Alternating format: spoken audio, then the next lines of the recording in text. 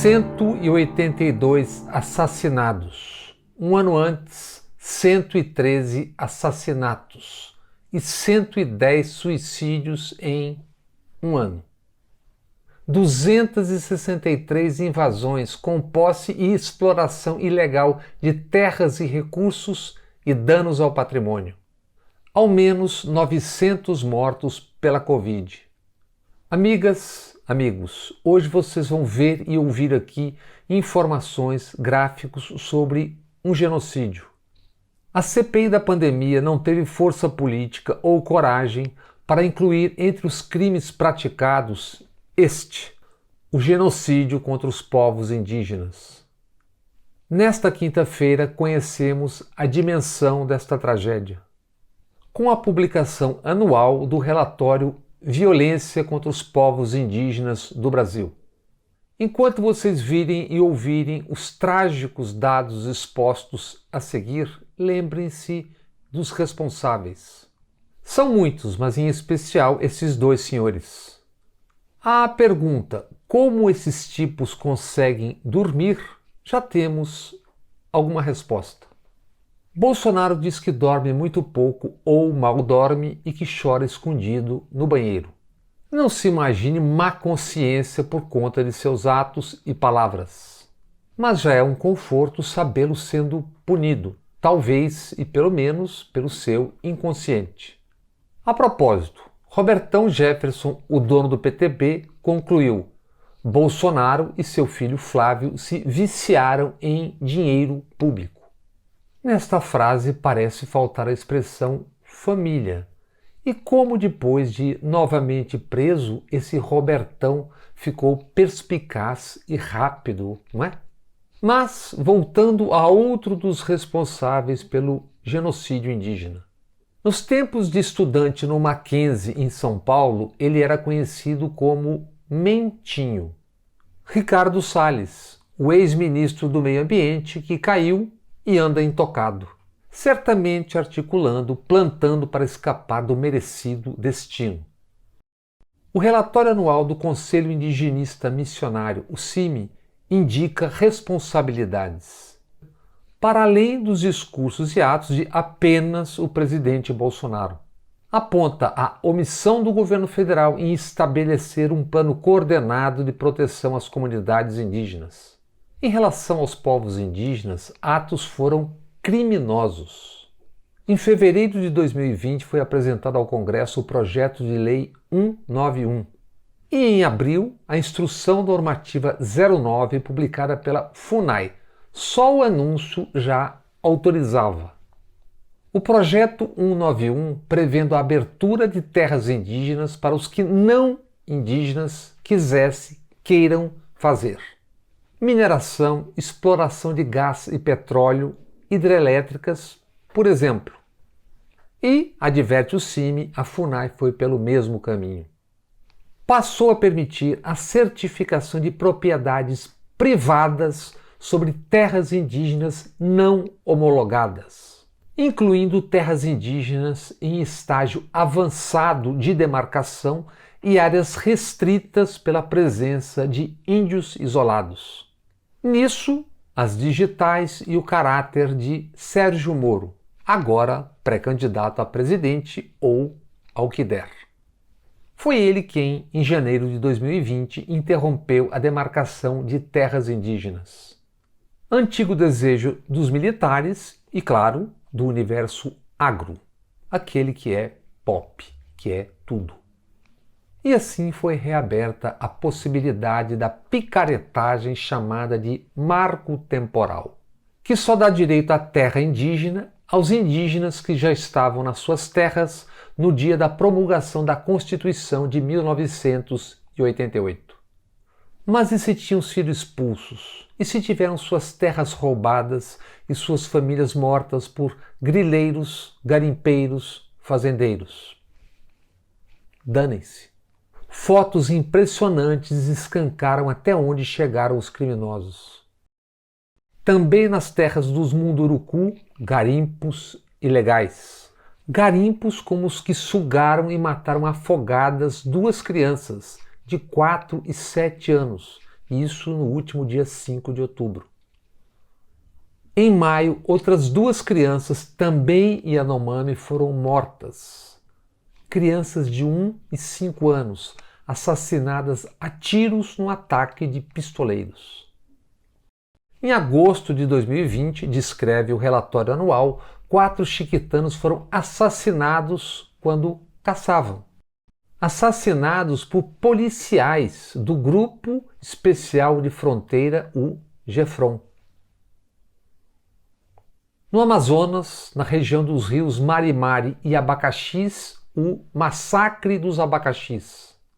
Policiais, outra vez policiais, mataram 2 do povo Munduruku e 4 ribeirinhos.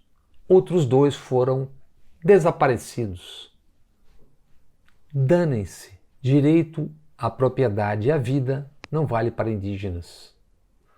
Das 1.299 terras indígenas do Brasil, 832, ou seja, 64%, seguem com pendências para sua regularização. Mas isso é muito, dizem muitos. Bem, eles já estavam e estão aqui há milênios e não há 521 anos. Milhões foram mortos, milhares foram escravizados, milhões tiveram suas terras invadidas e roubadas. Apenas lembrem os nomes indígenas de centenas ou de milhares de cidades do Brasil. Não chega? Não basta? Que ética, que moral, que religião e que lógica negam o direito aos povos indígenas? Quem ao menos já viu filmes ou leu gibis sobre o faroeste norte-americano conhece de cor todos estes crimes. Quem aprendeu sobre a história da América Latina, da África, Oceania, etc., tem a memória da barbárie. Mas há uma diferença fundamental. Isso foi há séculos. E o Brasil, que importou e manteve povos escravizados por mais de 3 séculos e meio, já deveria ter aprendido com a sua história. Não aprende porque desde o topo desce uma cultura cevada na ferocidade, no ódio, na arrogância e na monumental ignorância. Garimpeiros, madeireiros, grileiros, fazendeiros seguem invadindo as terras indígenas. E no Congresso Nacional estão projetos para a regularização fundiária, ou seja, para legalizar o roubo de terras da União. Essas que estão sendo assaltadas, em especial de indígenas e na Amazônia, mas não apenas, e no governo Bolsonaro, cada vez mais. Com expressa autorização do presidente, como estamos vendo e assistindo. Portanto, quando ouvirmos falar e repetirmos as expressões bancadas do boi, da bala e da Bíblia, escapemos da imagem pela imagem. Assim como de outra imagem já naturalizada, Centrão. Essa gente é responsável pela criminalidade legalizada, dissolvida, transmutada em ocas palavras e imagens, tais como ordem e progresso. 2020 foi o 5º ano consecutivo de crescimento de assalto às terras indígenas. Pelo menos 201 terras indígenas de 145 povos foram atacadas em 19 estados. Também por isso, ao menos 900 indígenas mortos pela pandemia. A contar esse ano, já são 1.223 vítimas da Covid. Vírus quase sempre introduzidos por madeireiros, garimpeiros, grileiros, invasores. Criminosos, autorizados pelo verbo, ação e omissão da Presidência da República e poderes. Isso ajuda a tentar entender por que 110 indígenas, em sua maioria jovens entre 9 e 26 anos, se suicidaram em 2020. Sim, como repetem tantos que não passam de sepulcros caiados, no princípio é o verbo. Vejamos, ouçamos os crimes sendo anunciados. Então, para isso precisa ter um esforço nosso aqui, enquanto estamos nesse momento de tranquilidade no aspecto de cobertura de imprensa, porque só fala de Covid, e ir passando a boiada, e mudando todo o regramento, e simplificando normas.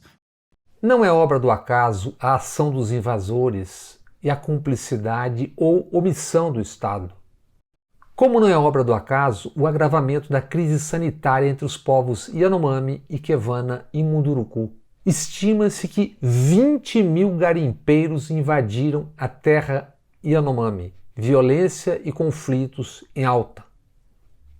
Imagine, cara amiga, caro amigo, 20 mil garimpeiros invadindo, perfurando, despejando toneladas de mercúrio na sua cidade, nas águas da sua cidade.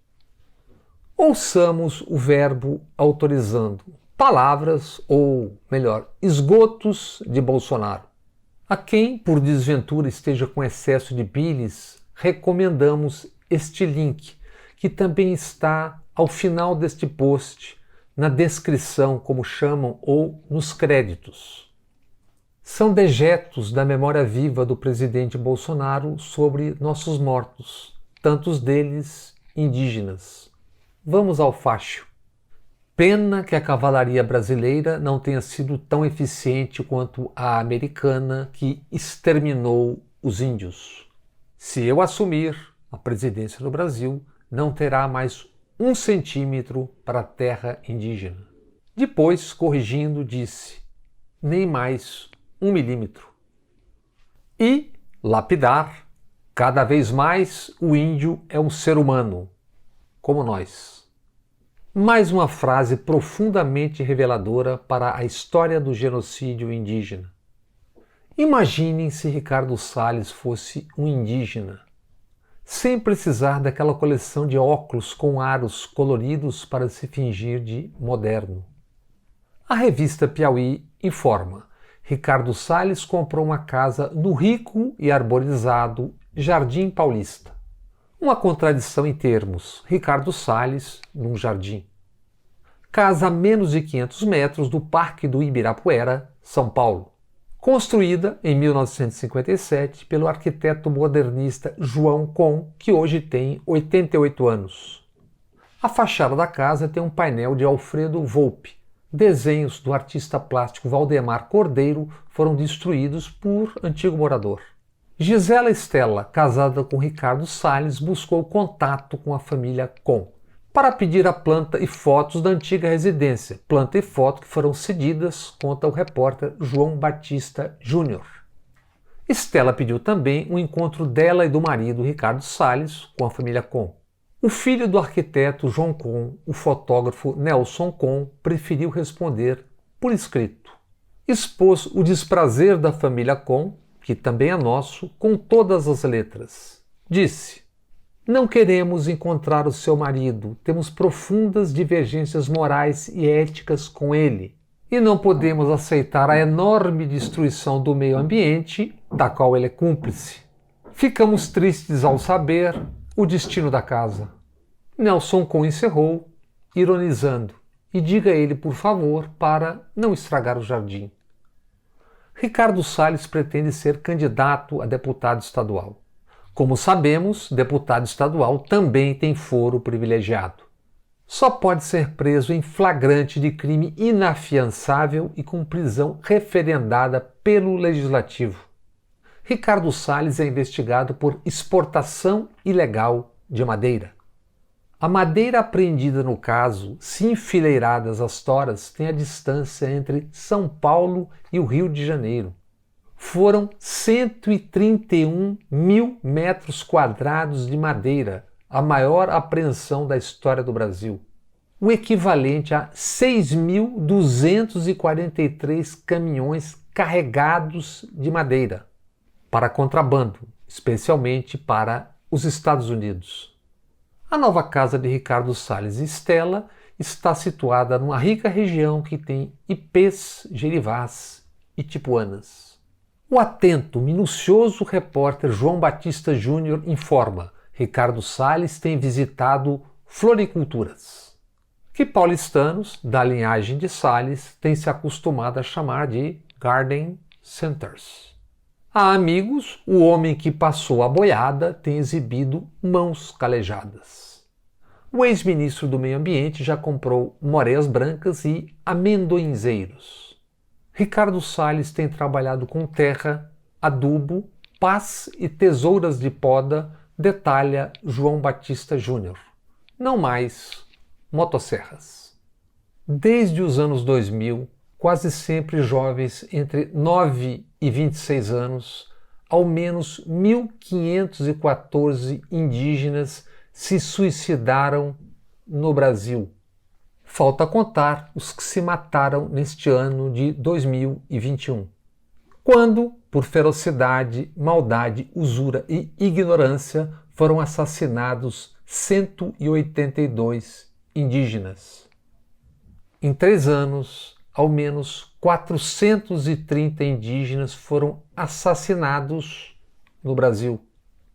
Quantos terão sido assassinados neste 2021? Quantos serão mortos no próximo ano e nos próximos anos?